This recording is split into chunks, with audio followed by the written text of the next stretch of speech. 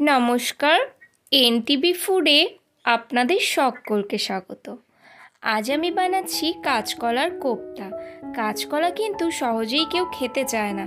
এভাবে একবার বাড়িতে ট্রাই করুন, তাহলে দেখবেন মাছ মাংস লাগবে না।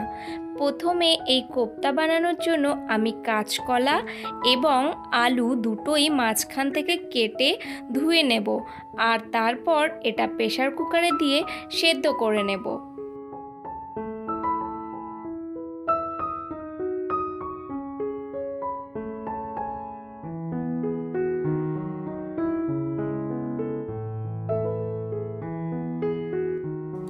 এখানে আমার আলু আর কাঁচকলাটা সেদ্ধ হয়ে গেছে, একটু ঠান্ডা করে নিয়েছি।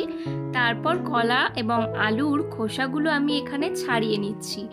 এরপর এভাবে একটা কাঁটা চামচ দিয়ে আমি আলু এবং কলাটা ভালো করে ম্যাশ করে নিচ্ছি।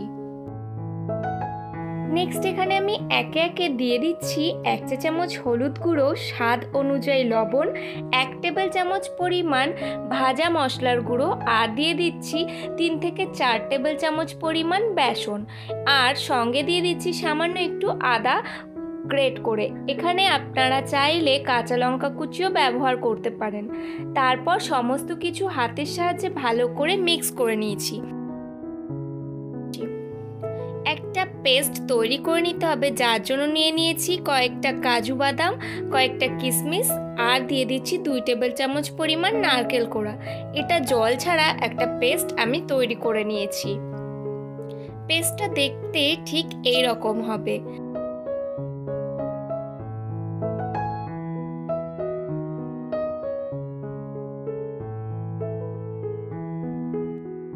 এবারে কোপ্তাগুলো গড়ে নিতে হবে।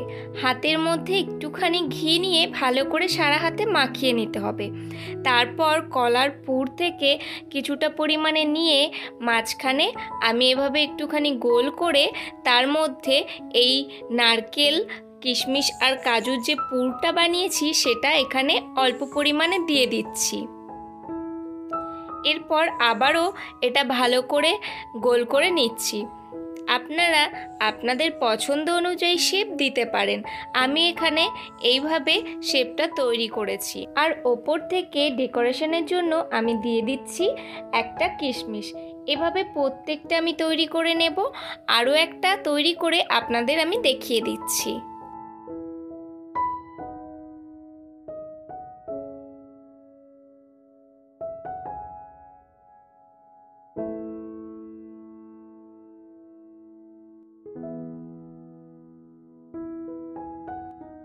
এখানে সবগুলো কোপ্তা আমার তৈরি করা হয়ে গেছে। এবার এগুলো ফ্রাই করে নিতে হবে। তার জন্য আমি এখানে সাদা তেল নিয়ে নিয়েছি, আর এক একটা কোপ্তা আমি এই তেলে দিয়ে দিচ্ছি। এবার কোপ্তাগুলো লাল লাল করে ভালো করে ভেজে তুলে নেব। এই কোপ্তাগুলো একদিক যখন হয়ে যাবে তখন আমি উল্টে দিচ্ছি আরেক দিক ভাজার জন্য। অপর দিকটাও বেশ লাল হয়ে গেলে তারপর আমি এগুলো তুলে সাইড করে রেখে দেব। এই কোপ্তাগুলো ভাজার সময় আমি গ্যাসের ফ্লেমটা মিডিয়াম রেখেছিলাম। আমার এই কাঁচকলার কোপ্তাগুলো ভাজা হয়ে গেছে, দুদিকটাই দেখুন লাল লাল করে ভেজে নিয়েছি। এবার আমি সমস্তগুলো এক এক করে তুলে নিচ্ছি। কড়াই যেটুকু তেল বেঁচেছিল তার মধ্যে দিয়ে দিয়েছি তেজপাতা, শুকনো লঙ্কা আর গোটা গরম মশলা ফোড়ন। ফোড়নটা একটু নাড়াচাড়া করে নিচ্ছি। তারপর তৈরি করে নিচ্ছি একটা মশলার পেস্ট, যার জন্য নিয়েছি সামান্য একটু আদা, টমেটো, কাঁচা লঙ্কা স্বাদ অনুযায়ী, আর দিয়ে দিয়েছি 2 টেবিল চামচ পরিমাণ নারকেল কোড়া। এই দিয়ে ভালো করে মশলার পেস্টটা আমি তৈরি করে এই ফোড়নের মধ্যে অ্যাড করে দেব। মশলায় গোটা জিরে দিতে ভুলে গিয়েছিলাম, তাই এখানে আমি জিরের গুঁড়ো অ্যাড করে নিয়েছি 1 চামচ পরিমাণ। এবারে তেলের মধ্যে আমি এই মশলাটা দিয়ে দিয়েছি। ভালো করে নাড়াচাড়া করে নেব, আর এই মশলাটা ততক্ষণ কষাতে হবে যতক্ষণ না এর থেকে তেল ছেড়ে আসে।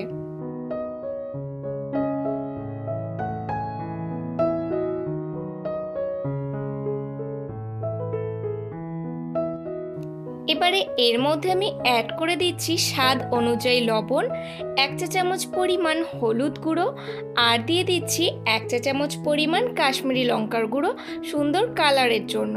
ভালো করে সমস্ত কিছু মশলার সঙ্গে মিশিয়ে নিচ্ছি আর কষিয়ে নিচ্ছি বেশ আরও কিছুক্ষণ।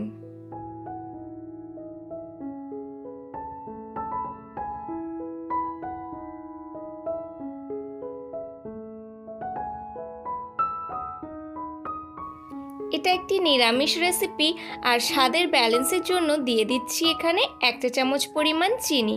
চিনিটা ভালো করে মিশিয়ে নিচ্ছি। দেখুন কতটা তেল ছেড়ে এসেছে। তাই এবারে এর মধ্যে দিয়ে দিচ্ছি গরম জল। এখানে জলের পরিমাণটা আমি অনেকটাই বেশি রাখছি, কারণ এর মধ্যে কোপ্তাগুলো যখন ফোটানো হবে তখন এই জলটা অনেকটা পরিমাণে কমে যাবে। জলটা যখন ফুটে উঠবে তখন এর মধ্যে ভেজে রাখা কোপ্তাগুলো দিয়ে দিচ্ছি।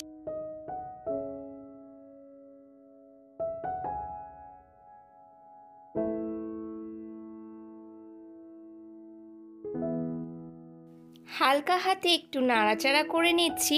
কোপ্তাগুলো যেহেতু ভাজা রয়েছে এবং কলা আলু তো সেদ্ধ করেই নেওয়া হয়েছিল, তাই এটা খুব বেশিক্ষণ ফোটাতে হবে না। ঢাকনা দিয়ে খানিকক্ষণ ফুটিয়ে নিচ্ছি, আর নামানোর আগে অ্যাড করে দিচ্ছি ঘি এবং গরম মশলা। এখানে 1 চা চামচ পরিমাণ ঘি এবং 1 চা চামচ পরিমাণ গরম মশলা ব্যবহার করেছি।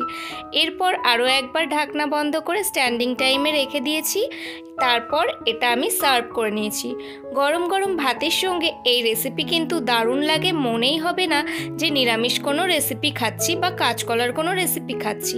এখানে কাজু, কিশমিশ আর কাঁচা লঙ্কা ডেকোরেশনে আমি ব্যবহার করেছি। আপনারা বাড়িতে এই রেসিপিটি অবশ্যই একবার ট্রাই করে দেখতে পারেন নিরামিষের দিন। ভালো লাগলে আমাকে কমেন্টে লিখে জানাবেন আর একটা লাইক করবেন। আজ তবে এই পর্যন্তই। দেখা হবে নতুন কোনো রেসিপি নিয়ে অন্য কোনো নতুন ভিডিওতে। ততদিন সবাই সুস্থ থাকবেন, নিজের খেয়াল রাখবেন আর রেগুলার নিত্য নতুন রান্না করে নতুন নতুন স্বাদের মজা নেবেন।